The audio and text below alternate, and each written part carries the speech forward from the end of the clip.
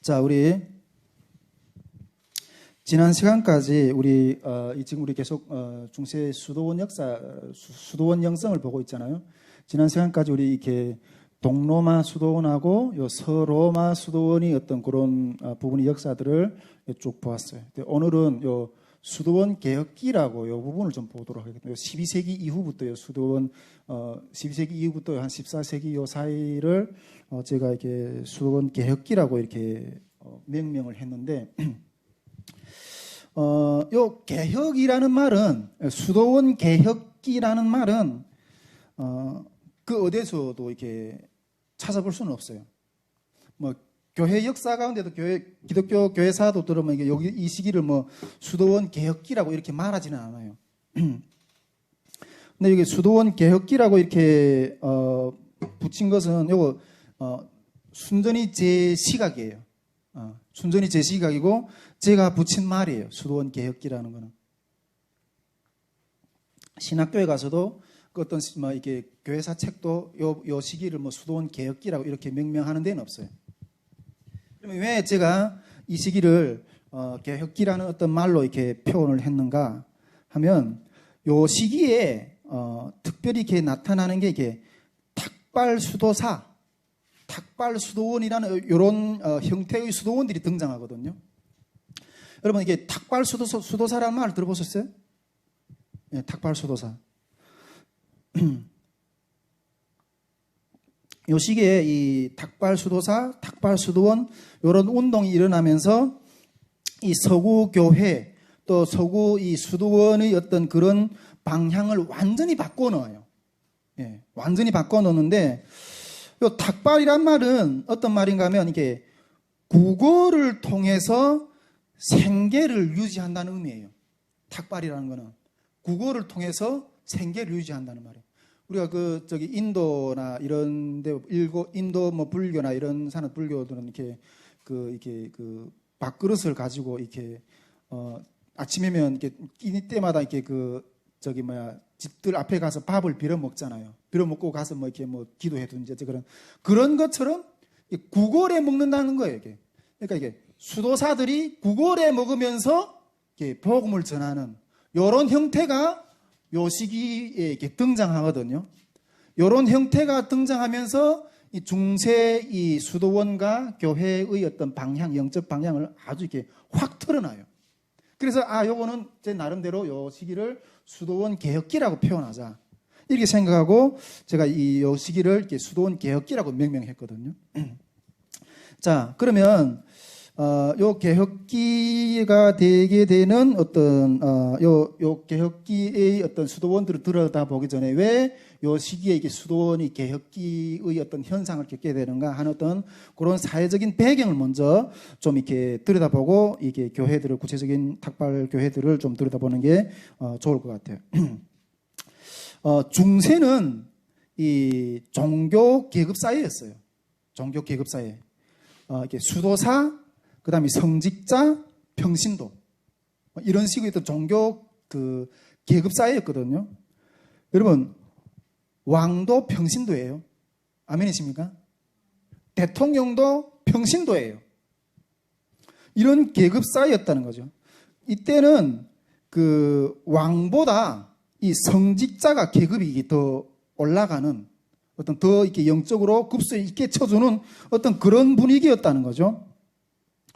이 교황이 권위를 가지게 되는 어떤 그런 배경에 대해서 제가 지난 시간에 좀 이야기를 나눴잖아요. 좀 여기서 다시 한번 이게 그 부분을 뭐 잠깐 더 이렇게 오늘의 강의를 위해서 이해를 위해서 조금 더 설명하면 우리가 요 4세기 때 요 야만족이 이렇게 침입을 한다 그랬잖아요. 야만족이 그 로마 사회를 이 훈족이 이게 저걸 치고 들어오면서 이 로마가 멸망한다고 그랬었잖아요. 예, 이 로마가 이렇게 제국이 붕괴되고 붕괴됐지만 그래서 이 로마 제국이 이게 야만족들이 지배하는 어떤 그런 사회로 바뀐 거죠. 그런데 이 야만족들이 이게 통치 방법이 어떤 것이었는가 하면 이 야만족들은 이 기존에 있던 로마의 행정 어떤 그런 이 행정들 있잖아요. 이런 행정들은 그대로 유지를 했어요. 그대로 유지하고 그대로 이렇게 받아들였어요. 그리고 군권만 쥐고 있었던 거죠. 야만족들이. 그 로마의 그 발달된 사회, 경제, 문화의 그 모든 행정 시스템을 그대로 받아들이면서 군권만 딱 쥐고 있었던 거죠. 예. 그러다 보니까 기존에 있던 그 왕권은 어떻게 되겠어요? 약해졌다 그랬죠. 제가.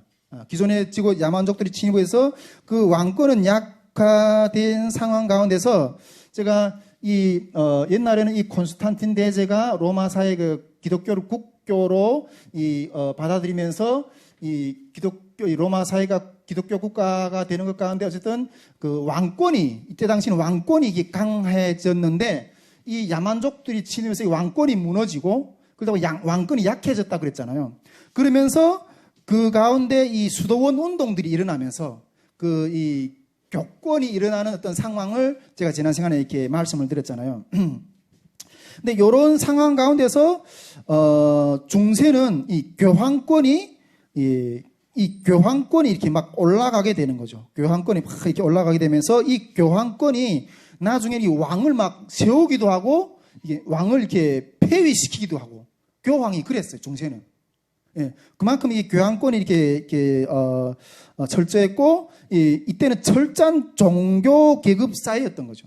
종교 계급 사회.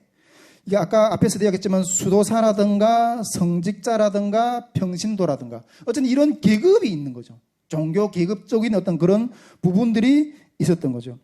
여러분 이런 계급 사회가 좋은 거예요? 나쁜 거예요? 계급 사회가 어떻게 생각해요?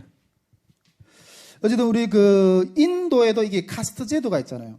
철저한 어떤 계급적인 왕족, 뭐 귀족, 그다음 평민, 뭐 이렇게 노예 어떤 그런 카스트 제도가 있고 제가 북한에 이게 중국에 있다가 한번 북한 잡혀 나갔거든요.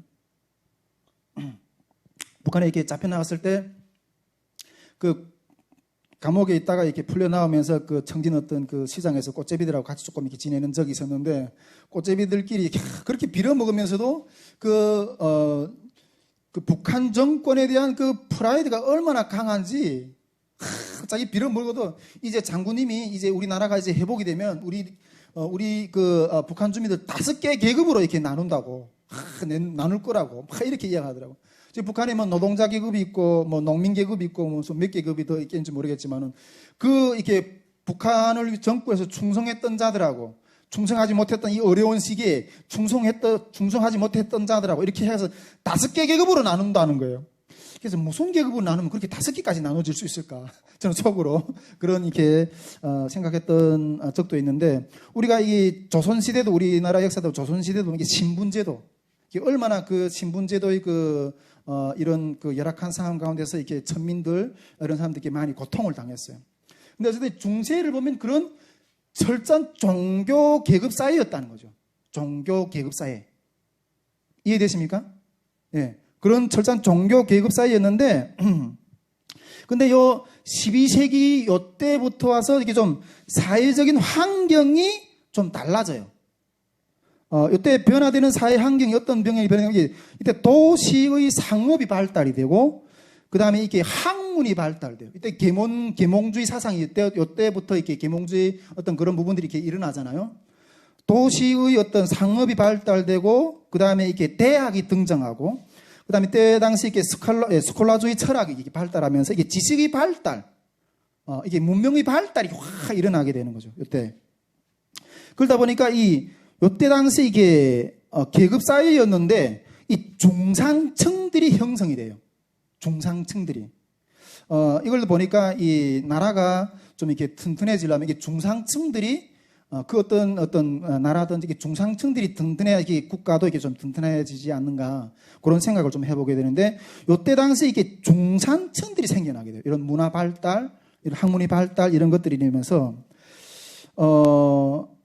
이런 것들이 중산층들이 발달되면서 한 가지로 특별하게 나타나는 현상이 뭐였는가 하면 평신도들의 영향력이 눈이 뜨여지게 따라 이렇게 올라서게 돼요. 평신도들의 영향력. 저는 앞에서 이야기했잖아요. 종교 계급 사회라 그랬잖아요.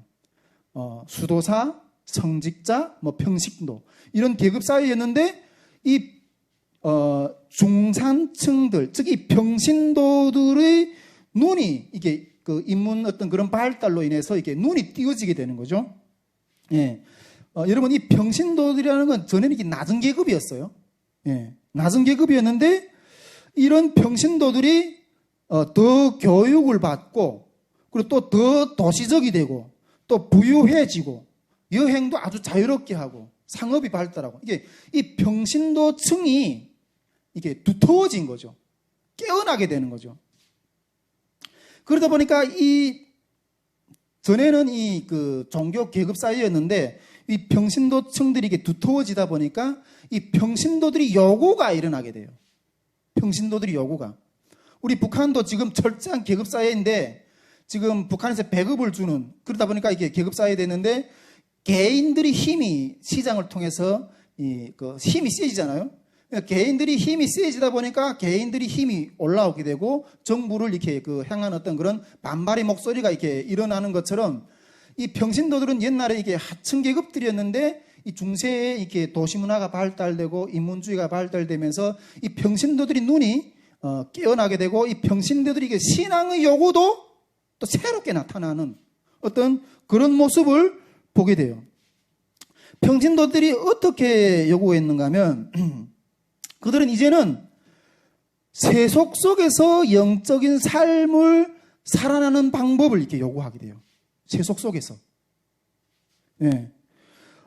세속 속에서 그런 영적인 삶을 살아나기로 하던 그런 방법을 요구했는데 전에는 이 교회와 수도원 때까지는 교회와 수도원에 가서 또 영적인 어떤 그런 삶을 추구하고 거기서 어떤 이게 어떤 뭔가 이렇게 신앙적인 바른 서는 어떤 그런 모습들을 찾는 것으로 이렇게 했는데 이제는 그 영적인 삶의 모습들을 절실한 모습들을 세상 속에서 발견하기를 원하는 그러한 요구들이 일어나게 되었다는 거죠.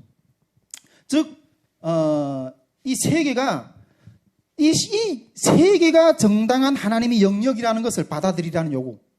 예, 이 세계가.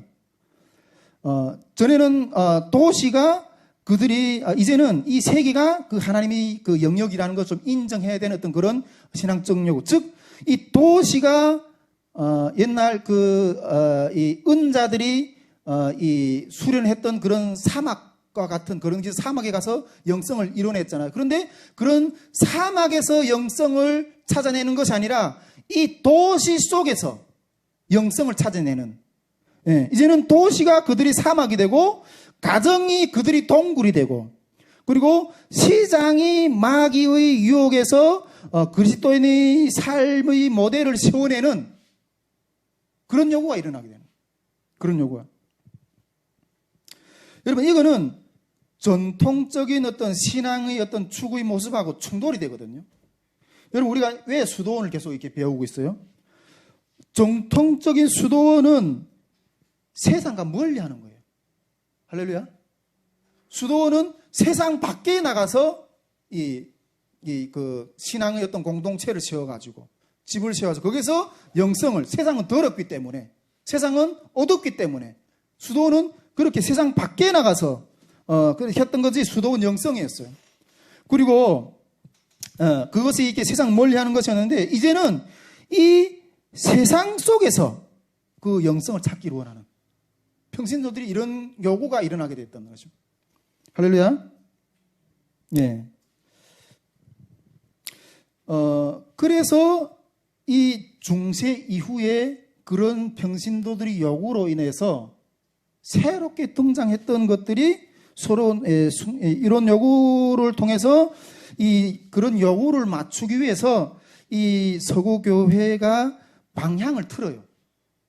수도원도 방향을 트는 어떤 그런 모델들이 세워지는데 그것이 탁발 수도사들이었고 탁발 수도원들이었다는 거죠. 할렐루야.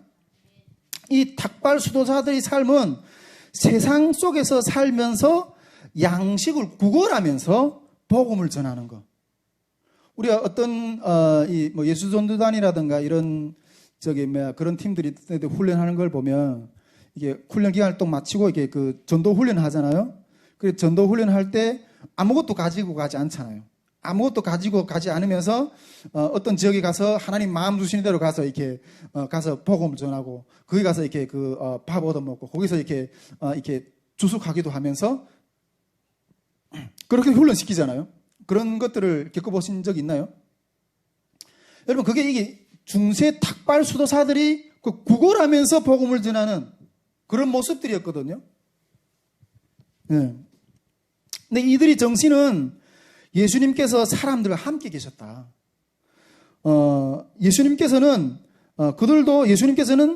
사막에 가서 산에 가서 복음을 전한 게 아니다. 예, 도시에서 들어가서 사람들하고 함께 지내면서 복음을 전했었죠. 예수님은 산에 가서 수도원을 만들어 놓고 기도원을 만들어 놓고 그렇게 하지 않았었다. 사람들 속에 들어가셨다. 그래서 이 사람 탁발사도사들이 기존의 정통적인 어떤 세상을 떠나서 수도원을 세우는 게 아니라 사람들 속에 들어가서 대중들 속에 들어가서 도시에 들어가서 그런 수도원 영성을 이루어내는 어떤 그런 취지의 어떤 행동들이 일어났다는 거죠. 요즘에 보면 이게 절도 이제 요즘에는 세상 속에 이렇게 들어오잖아요. 도시 속으로 들어오잖아요. 옛날 같았으면 이게 중들은 다 산에 가 있어야지. 예, 이게 도시 속으로 들어오면 안 되잖아요. 예. 근데 이제는 도시 속으로 들어가는, 사람들 속으로 들어가는 이러한 형태의 신앙운동이 일어났다는 거죠. 요게 여러분, 이 수도원 개혁기 동안에 일어나는 어떤 수도원들이 형태들이에요. 요런, 수도원, 탁발 수도회가 13세기, 12세기부터 13세기 요 사이에 많이 일어났는데, 요런 탁발 수도회들은, 대표적인 수도회들은 프란체스코 수도회, 도미니크스 수도회, 공동생활 3회, 요런, 이 수도원들이 있거든. 이보다 더 많은 어떤 수도원들이 있는데, 요 대표적으로 세 가지 수도원들만 좀 보도록 하겠습니다. 여기 프란체스코 수도회, 도미니쿠스 수도회, 제3 수도회, 요 세 개 정도의 탁발 수도회들의 내용을 좀 이렇게, 좀 하나하나 좀 들여다보겠습니다. 예, 먼저, 프란체스코 수도회에 대해서 좀 보도록 하겠습니다. 여러분, 프란체스코라는 이름은 많이 들어봤죠? 예, 프란체스코. 유명한 사람이잖아요. 이 프란체스코는 1182년에서 1226년 사이에 활동했던 사람이에요. 이 사람은 아주 부유한 상인의 가정에서 태어났는데 처음에 아주 망나니였대요. 이 사람이 아주 망나니였는데 망나니로 살다가 이 프란체스코는 처음에 그 꿈이 무엇이었는가 하면 그 개인적인 욕망은 유명한 기사, 우리 중세에 이게 말을 타고 이렇게 달리는 어떤 기사들 있잖아요. 그런 것들이 중세 기사, 그런 것들이 아주 유명하잖아요. 그런 유명한 기사가 되는 게 이 프란체스코의 어떤 처음에는 망나니로 살다가 어떤 그런 꿈이었어요. 그런데 그러다 보니까 군대에 나가서 이렇게 막 활동도 하고 군복무도 했겠죠. 그러던 것 가운데 어느 전투에서 잡혀가지고 감옥에서 한 1년 정도 투병 생활을 하게 돼요. 투병 생활을 하면서 이게 큰 고난을 겪게 되는데 이것을 계기로 해서 이 프란체스코는 깊은 삶의 변화를 받게 돼요. 예, 깊은 삶의 변화를 받게 되는데 그 변화를 받게 되면서 그때부터 이 프란체스코는 이 수도사의 어떤 그런 길을 택해서 걸어가게 돼요. 그런 길을 택해서 걸어가면서 그런 삶을 하면서 은자의 생활을 하는 것 가운데 한 번은 어떤 폐허가 된 교회 가운데서 기도 중에 그 제단 위에서 십자가가 이렇게 오는 환상을 보게 돼요. 그 환상을 보면서 그때 거기서 음성을 듣거든요. 음성을 듣는데 어떤 음성을 듣는가 하면 가서 내 집을 수리하라. 내 집을 수리하라는 그런 음성을 듣게 돼요. 이 프란체스코는 이 음성을 문자 그대로 받아들여요. 예, 문자 그대로 받아들여 가지고 그걸 실천해요. 실천하는데 이 프란체스코는 아주 부유한 가정에서 태어난 사람이라 그랬잖아요. 그래가지고 아버지 재산을 막 끌어가지다가 그 내 집을 이렇게 수리하라. 이런 마음을 가서 교회를 막 이렇게 수리하고 막 이랬다고 그래요. 그런데 이 아버지는 자기 아들이 자기 재산을 가지고 가서 막 교회를 수리하고 막 이런 것들을 보고 화가 나가지고 오히려 가서 막 교회 수리하는 그 비용을 도로 막 찾아오기도 하고 막 그렇게 아버지하고는 이 아들은 그렇게 신앙을 추구하는데 아버지는 그걸 따라 못 가가지고 아주 갈등이 있었던 것 같아요. 그러던 것 가운데 이 프란체스코는 그때부터 모든 아버지의 소유 재산이 있거든 유산을 받기를 다 포기하고 오직 하늘 아버지만 유일한 나의 아버지다. 이렇게 받아들이기로 결심하고 결단하고 그때부터 하나님을 온전하게 헌신하면서 이렇게 섬겼다고 그래요. 그때부터 이 프란체스코는 절대 가난의 삶을 추구했대요. 절대 가난의 삶을 추구하면서 그가 지내던 도시 이게 아시시라는 어떤 그런 도시에서 주변에서 방랑하면서 불행한 사람들을 돕고 교회를 재건하는 어떤 그런 일들에 자기 삶을 헌신하면서 이렇게 지냈다고 해요. 한 번은 1208년에 한 번은 어떤 예배 시간에 아시시의 어떤 한 외곽 장소에 예배를 드리면서 제자들에게 사람들에게 예수님께서 제자들에게 하셨던 그 말씀을 이렇게 선포하면서 그거 이렇게 아주 성했던 선포했던 그 말씀이 아주 기록에 이렇게 유명하게 남아 있는데 그 기록을 보면 그 말씀을 낭독하면서 돈을 가지지 말라. 그리고 또 조잡한 의복을 거치지 말고 신자들이 주는 것을 먹으면서 회개와 하나님의 나라를 이렇게 설교하면서 지냈다고 그래요. 이 말씀은 우리 누가복음 10장에 보면 예수님께서 그 70인들을 이렇게 파송하면서 전대나 뭐 배낭이나 돈이나 이런 것들을 가지지 말고 이렇게 전도를 파송을 보내잖아요. 그런 것처럼 어떤 그런 모습들을 이렇게 본받아서 이렇게 이 프란체스코는 어떤 그런 전도 활동을 이렇게 진행을 했다고 해요. 그의 메시지는 늘 철저하게 예수님을 닮는 사랑에 대해서 강조를 했고 또 특별히 이 예수님의 대리자인 사제 교황에게 특별히 이렇게 복종하기를 많이 이렇게 복종하기를 많이 이렇게 이야기를 했대요. 그러면서 이런 식으로 이렇게 프란체스코가 이렇게 신앙의 삶을 추구하다 보니까 우리가 전에도 이야기했던 것처럼 이 프란체스코의 삶을 보고 많은 사람들이 비슷한 생각을 가진 사람들이 프란체스코 주의를 이렇게 따르게 되는 거죠. 그러면서 같은 생각, 비슷한 사람들을 가진 사람들끼리 이게 모이게 되는 거예요. 무리가 이렇게 형성이 되고 그러면서 처음에는 그러면서 그 사람들끼리 같이 이렇게 몰려다니면서 어떤 공동체를 이렇게 형성하면서 이렇게 지내게 되었던 거죠. 근데 이 처음에는 이 공동체가 이 수사들은 집이나 수도원 같은 걸 소유하지 않았대요. 이 무리들이 모이면 같이 거주할 수도원도 있어야 되고 집도 있어야 돼 이래 되잖아요. 그런데 이 탁발 수도의 이 수사들은 처음에는 이 수사들은 집이나 수도원 같은 것들을 이렇게 소유하지 않고 오두막이라든가 어떤 버려진 교회당이라든가 이런 데 들어가서 하면서 이렇게 살았대요.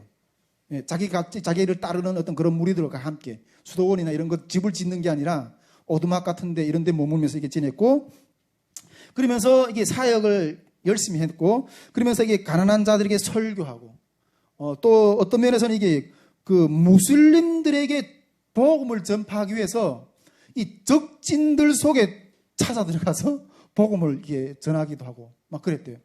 여러분 우리 지금 같은 북한 군인들한테 막 찾아가서 막 복음을 전하고 뭐 이럴 수 있을 것 같아요. 근데 이만큼 투철하게 복음의 정신에 대해서 구현했던 거죠. 이 무리들은 그러면서 무슬림들이 적진들 속에 들어가서 복음을 선포하고 또 그리고 보통 사람들과 동일한 생각 속에서 함께 살면서 주님과 같은 삶을 살아가기를 이렇게 구원했던 거죠. 이 탁발 수도회, 이 프란체스코 이게 공동체를 따르는 사람들이 그렇게 사역을 했고 그러다 보니까 어떻게 했어요, 여러분? 주변의 사람들한테 엄청나게 존경을 받겠죠. 우리 양동구 집사님하고 이렇게 어떤 공동체의 어떤 존경스러운 어떤 그런 공동체의 이야기에 대해서 좀 이렇게 좀 나눴었는데, 이렇게 살다 보니까 수많은 사람들한테 이렇게 존경을 받게 된 거예요. 이 프란체스코 공동체가. 그러면서 존경을 받게 되면서, 이 프란체스코를 이렇게 성자 중에 성자라고 이렇게 외쳤고, 또 그보다 더 합당한 칭호를 받을 사람이 없다 할 정도로 프란체스코가 그 주변의 사람들한테서 그렇게 존경을 많이 받았대요. 예, 존경을 많이 받았대요. 전설에 의하면 이 프란체스코는 이 늑대들을 하고도 이렇게 잘 같이 어울렸대요. 짐승들하고 늑대들을 잘 타이르기도 하고, 이 새들한테도 이렇게 막 설교도 하고. 여러분, 얼마나 영성이 깊었으면 이 짐승들하고도 대화를 해요. 우리가 저번에 우리 이태현 성도님이 이렇게 막 성령이 충만해가지고 이렇게 밖에 딱 나왔는데 온 세상이 막 나를 향해서 막 반기는 것 같은 어떤 그런 것을 느꼈다고 이야기했잖아요.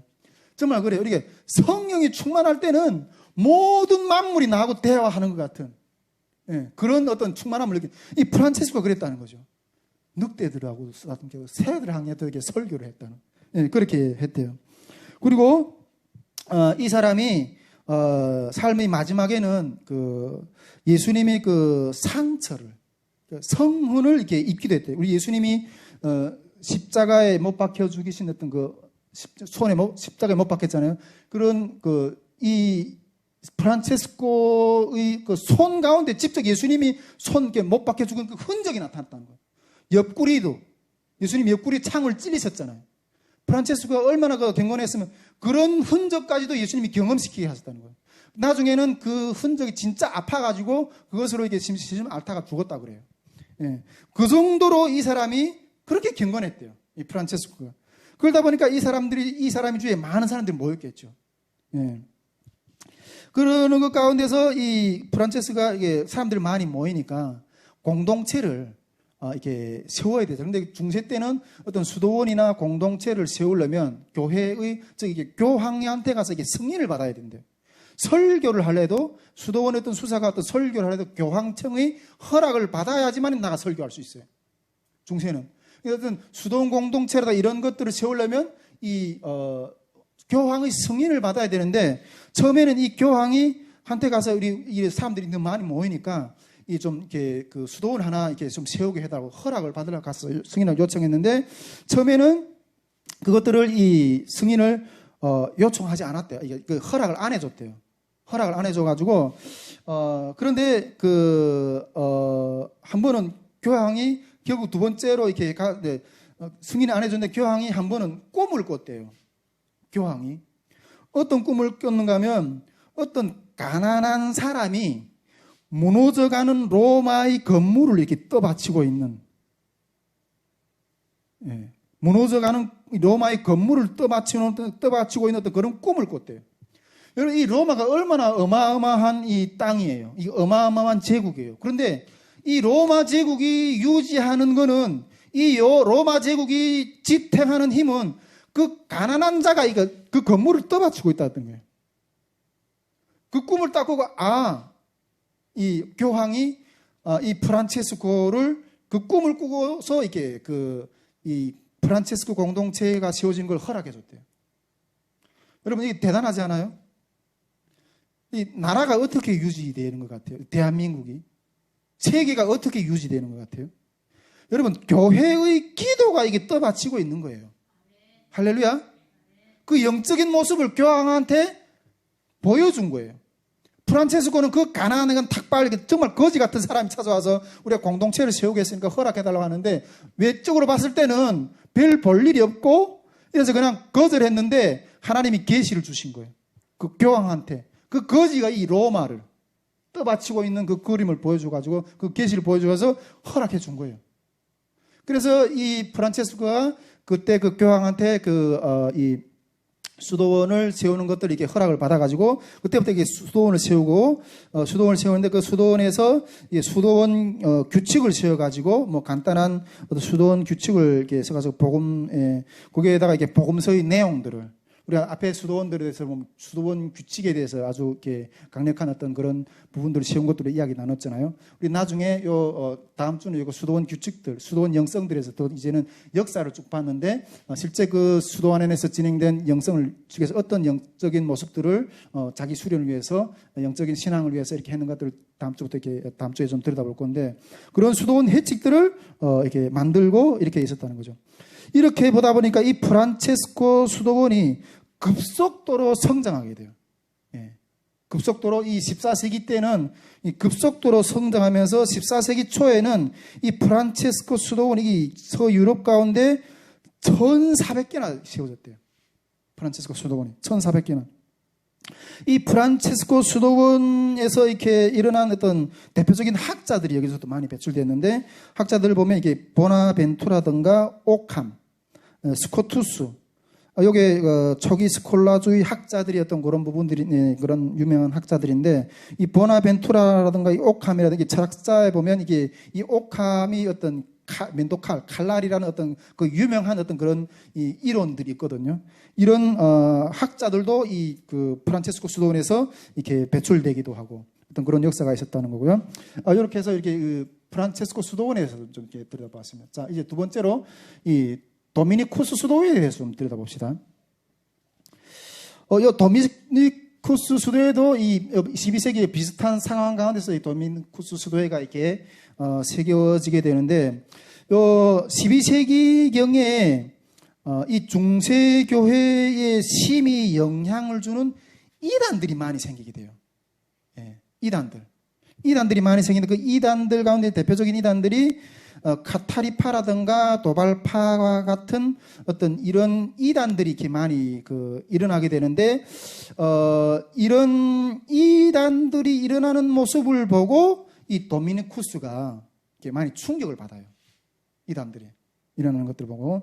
근데 원래 이 도미니쿠스는 전적인 어거스틴 수도회 수사였대요.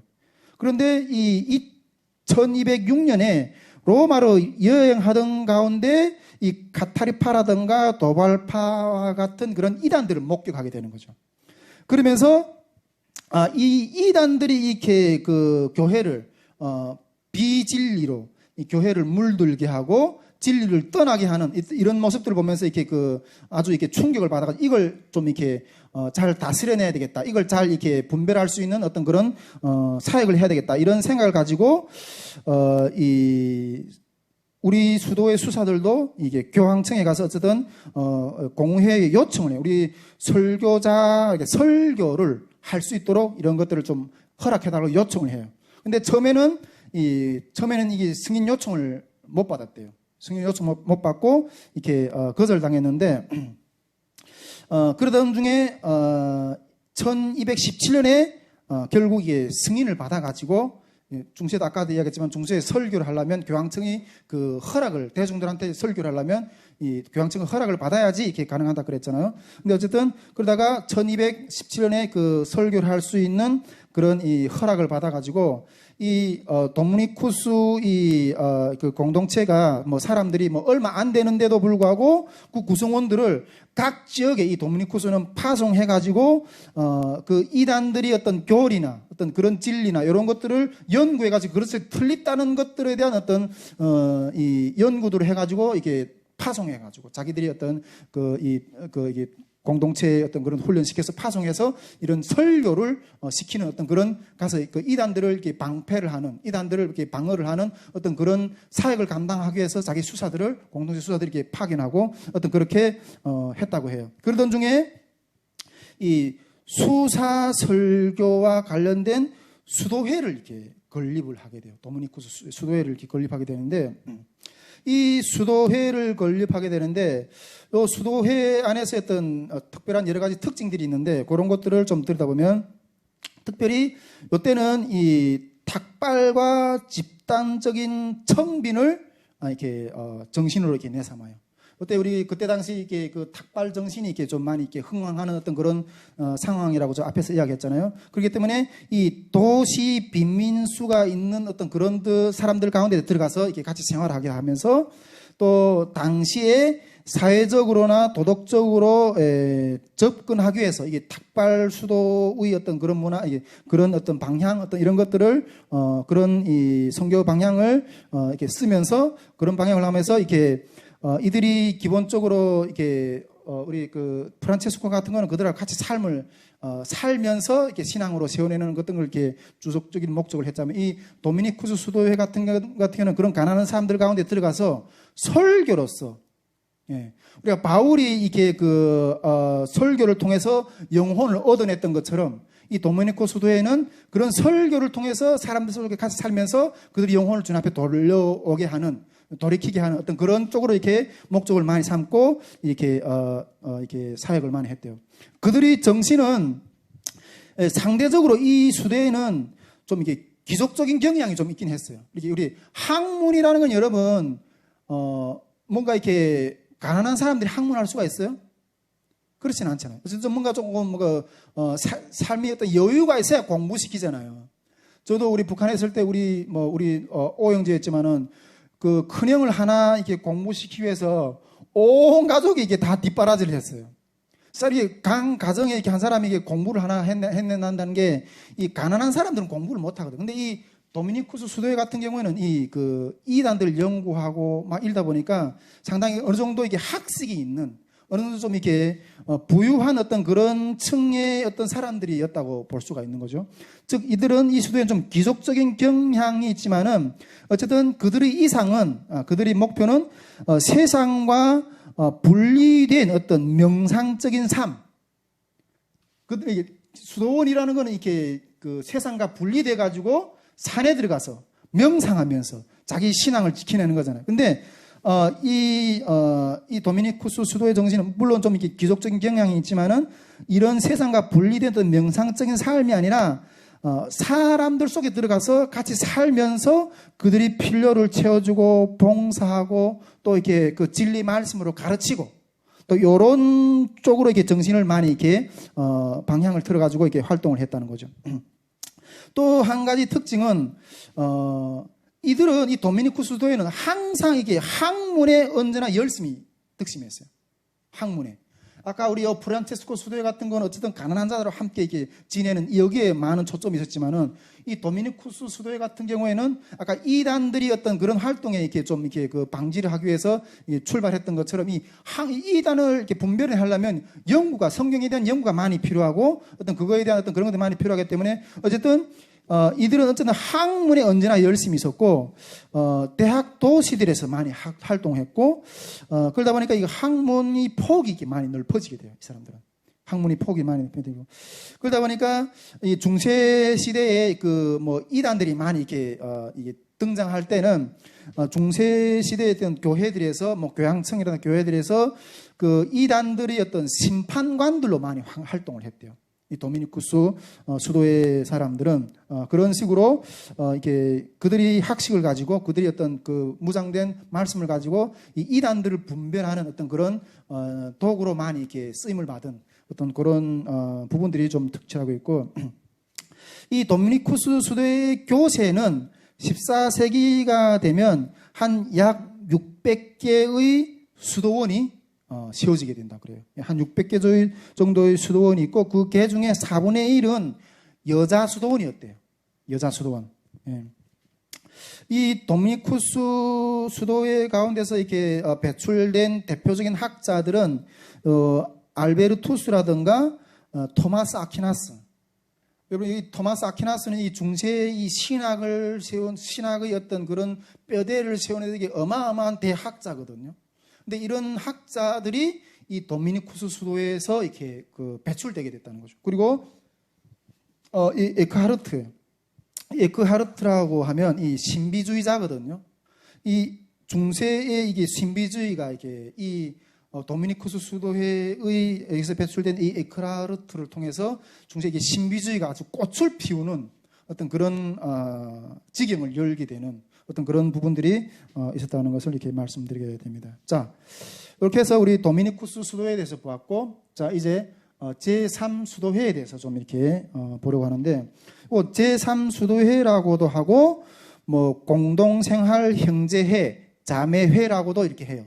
요 제3수도회의 어떤 모습을 하나 좀 더 보고 오늘 마치려고 합니다. 먼저 요 제3수도회를 설명을 하면 제3수도회에 대한 어떤 분위기를 먼저 좀 설명하면 앞에서 우리가 프란체스코 수도회라든가 이 도미니쿠스 수도회를 통해서 거의 무한한 이 프란체스코 수도회하고 도미니쿠스 수도회는 정말 거의 무한하게 이 대중들에게 영향력을 많이 끼쳤거든요. 이 수도회가 이런 영향을 엄청나게 발휘하게 되면서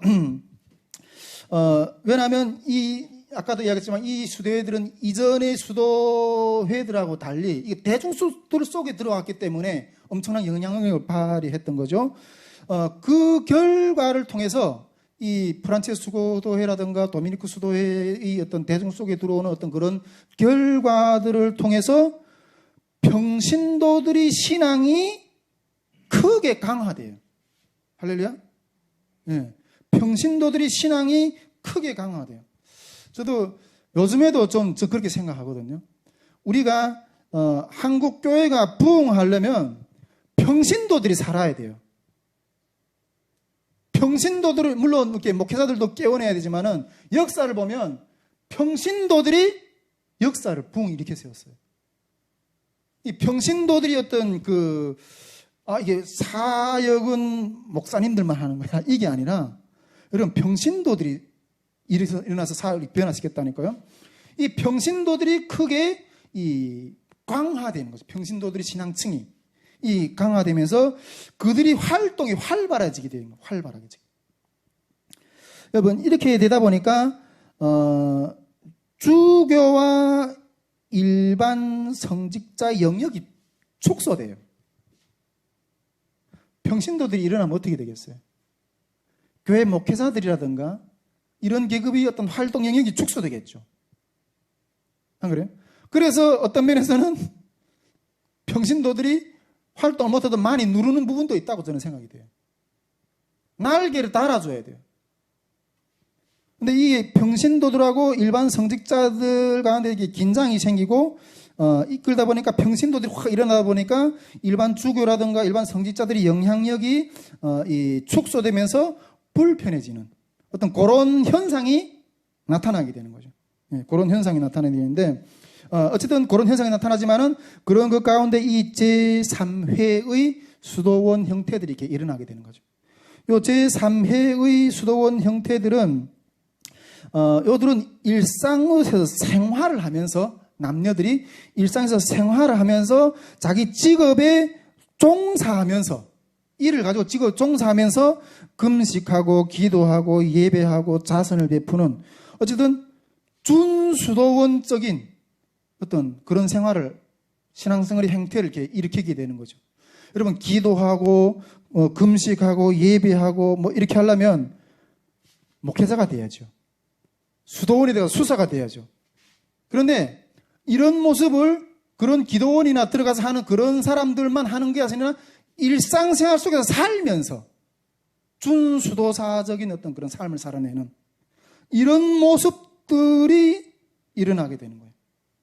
여기 제3수, 이렇게 완전한 어떤 수도원 형태도 아니고, 그렇다고 해서 수도원이 아닌 것도 아니고, 이런 형태의 어떤 이런 것들이 제3회 수도회의 어떤 그런 모습들인데, 이런 수도원 형태들 가운데 대표적인 수도회들이 어떤 수도회들이 있는가 하면, 백인회라든가 베가르회라든가 현대 신심이라 불리는 데몬 디비션이라는 어떤 즉 이게 번역을 하면 이게 새로운 헌신 이런 수도회들 그다음에 공동생활 형제회, 공동생활 자매회 이런 모습들이 준수도원적인 모습들을 띠는 어떤 그런 수도원들이 일어나게 되는 거죠. 요거 가운데서 공동생활 자매회하고 형제회에 대해서 간단히 좀 또 들여다보고 오늘 마치려고 하는데, 자, 요런 제3회의 수도원들 가운데 공동생활 자매회의 어떤 설립자가 어떤 사람인가 하면 호텔이라는 사람이 있어요. 이분은 1340년에서 1384년 사이에 활동했던 사람인데, 이 호텔은 이 원래는 이게 파리대학에서 법학, 의학, 신학 공부를 아주 공부를 많이 한 사람이에요. 이런 공부를 많이 하다가 그 대학에서 교양학과 부교수로 이렇게 이 활동을 하다가 그러면서 부교수로 지내면서 성직자들이 받는 녹을 받으면서 자기 중심의 생활을 하던 중에 1370년에 이후에 회개를 해요. 회개라는 어떤 큰 체험을 하게 돼요. 예. 어쨌든 뭔가 하나님이 하늘에서 막 뭔가 뒤집어 놔야 뭔가 어떤 새로운 변화가 일어나는 거예요. 역사를 들어보면. 어떤 회개를 하는 어떤 그런 체험을 하게 되면서 이게 사람이 그 자기 삶의 방향을 완전히 바꾸게 되는데, 그러면서 이 사람이 그때 그 회개를 하면서 그때 이렇게 수도원에 들어가요. 수도원에 들어가서 내가 그 체험된 삶을 이렇게 살려고 수도원에 가서 이제부터 나는 경건한 삶을 살아야지 이렇게 하면서 탁 들어갔는데, 수도원에 가서 이게 신비주의 저서들을 많이 접하게 돼요. 신비주의 저서들을 많이 접하면서 이 수도원의 생활이 이 신비주의 생활이 마음이 들지 않아 가지고 그걸 이렇게 다 접어버리고 설교 사역을, 수도원 저쪽에서 나와서 혼자서 이렇게 설교 사역을 해요. 이렇게 부재로 있는 어떤 그런 교회나 이런 데서 이렇게 성직을 받은 뒤에 휘트레르트라는 어떤 교구에서 설교자로서 여생을 보내게 돼요. 설교를 하는 어떤 그런 사람으로서 여생을 보내다는 거예요. 그러면서 이 사람은 그냥 당대의 어떤 부패적인 어떤 성직자들, 그다음 수도원들 등 도덕적인 부패에 대해서 엄청나게 비난을 해요. 예. 요즘 같아서는 정말 이렇게 강력한 목소리를 내는 사회적 비판이라든가 교계를 향해서 강력하게 비판하는 어떤 그런 목소리를 내게 되면서, 그러면서 설교적인 그렇게 진행이 돼요. 그러다가 자매회 공동체를 시작하거든요. 자매회 공동체를 시작하는데 일단은 자기 가문이 저택에서 자기 집에서부터 시작해요. 예, 자기 집에서 시작했는데 자기 집에서부터 이게 여성신앙 공동체를 먼저 세워. 여성신앙 공동체를 세우면서 이 호텔르가 이 여성신앙 공동체를 세우면서 내어냈던 사상은 어쨌든 세속 사회에서 떠나지 않은 채 신앙 실천을 하는 어떤 그런 공동체를 만드는 거예요. 앞에서 이야기했지만 수도원에 들어가서 세상을 떠나서 하는 것이 아니라 세상 속에 살면서 신앙 실천을 하는 어떤 그런 공동체를 세우고, 또 평신도 여성들이라든가 이런 사람들에게 노동이나 생계를 유지하면서 수도 서약도 하지 않고, 원래 이게 수도사로 되려면 수도 서약을 하고 이렇게 수도사가 되고 이렇게 해야 되는데, 이 사람은 평신도 여성들이 이렇게 노동 생활이나 생계를 유지하면서 이렇게 수도 서약도 하지 않고, 또 수도복도 입지 않고, 중세 같은 경우에 수도사나 신부나 숙녀 같은 경우에는 자기 수도복들이 있잖아요. 근데 그런 서약도 안 하고 수도복도 입지 않고 어쨌든 그런 것 가운데서 하나님과 사회를 섬기는 공동체 생활을 추구했던 거죠. 중세라면 뭔가 이렇게 신부라 신부 옷을 입어야 좀 이게 신부처럼 이게 좀 느낌이 들고 좀 그런데, 그런 것도 입지 않은 어떤 그런 상태의 어떤 그것들을 추구했고, 그러던 가운데 이 공동체가 이게 많이 증가하게 돼요. 증가하면서 많은 젊은 여성들이 모임이 이렇게 이루어지게 되고, 결과 독일 서부나 어떤 곳곳에 자매회가 이렇게 설립이 되는, 그런 자매회들이 수많은 이렇게 설립되는 어떤 그런 부분들이 이렇게 많이 일어났고, 그러던 가운데 점차 처음에는 이렇게 수도회의 어떤 그런 모습이 집에서 시작했다가 어떤 그런 모양을 없이 이렇게 지냈는데, 나중에 사람들이 하도 많이 몰려오니까 나중에는 점차 이렇게 수도 생활을 하는 어떤 그런 것들로 모양이 잠깐씩 변화되면서 15세기 초에는 대부분이 어떤 이런 보면 이 공동생활 자매회 어떤 이런 수도회들이 이렇게 많이 볼 수가 있고, 이 15세기 초에 대부분 이렇게 프란체스 수도회라든가 공동생활 제3회 이런 수도회들이 어떤 모습들이 많이 이렇게 생기게 되는 어떤 그런 모습들 보이고, 그리고 또 공동생활 그러면 이렇게 이제 자매회가 생각하면 형제회도 또 이렇게 만들어지게 되는데, 이 공동생활 형제회는 공동생활 자매회를 만들었던 창설자였던 이 호텔의 제자인 라데빈스라는 어떤 그런 제자를 통해서 이 공동생활 형제회가 세워지게 돼요.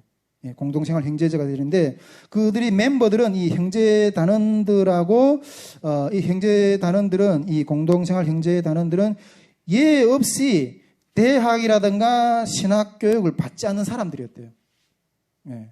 그런 사람들 위주로 모여서 이렇게 했고 이 공동생활 수도회의 그 추구하는 목표는 하나님과 깊은 인격적 관계를 기초로 해서 각성된 삶을 이렇게 늘 추구했고 그리고 또 주님의 순환을 끊임없이 묵상하면서 내면적인 영성에서 나오는 어떤 그런 경건을 또 이렇게 늘 추구했고 또 이렇게 신앙의 형식주의 또 교회의 부패 이런 것들을 극복하는데 목표를 두고 또 이러한 경건은 또 경건은 이게 신비주의는 아니었대요. 이런 경건은 신비주의는 아닌데 그런 게 묵상을 통해서 어떤 그런 경건을 이루어내는 어떤 그런 것들을 좀 많이 보여줬고 이 보수적 경건 운동이 남긴 가장 또 이렇게 유명한 어떤 학자 또 유명한 책이 하나 있죠. 우리 토마스 아켐퍼스의 그리스도를 본받아. 우리 그리스도 그 책들을 한번 읽어보셨어요? 유명한 어떤 신앙서적이잖아요. 우리 토마스 아켐퍼스가 이 공동생활 형제회에서 배출된 어떤 그런 사람이었다 하는 것들을 이렇게 보게 됩니다. 오늘 뭐 이 정도로 이 수도원 개혁기 시대에 일어났던 어떤 그런 수도원 운동 형태들을 내용들을 이렇게 들여다보았습니다. 어떻게 좀 내용들이 좀 뭐 딱딱하긴 하지만 좀 어떻게 좀 이해가 되십니까? 예, 할렐루야. 예. 늘 우리 역사 가운데서는 이렇게 어떤 신앙의 개혁을 위한 어떤 그런 모습들이 이랬던 것들을 바라보면서 우리도 네가 해야지 이런 것에는 특별히 오늘 보니까 이 병신도들이 일어났던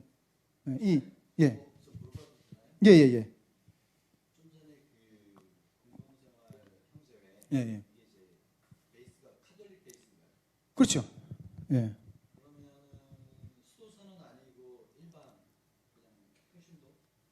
예, 이게 평신도 운동. 어떤 면에서 보면 이게 평신도 운동이라고 좀 한마디로 정리할 수도 있을 것 같아요. 예. 이때 당시 이렇게 평신도들이 많이 일어났다는.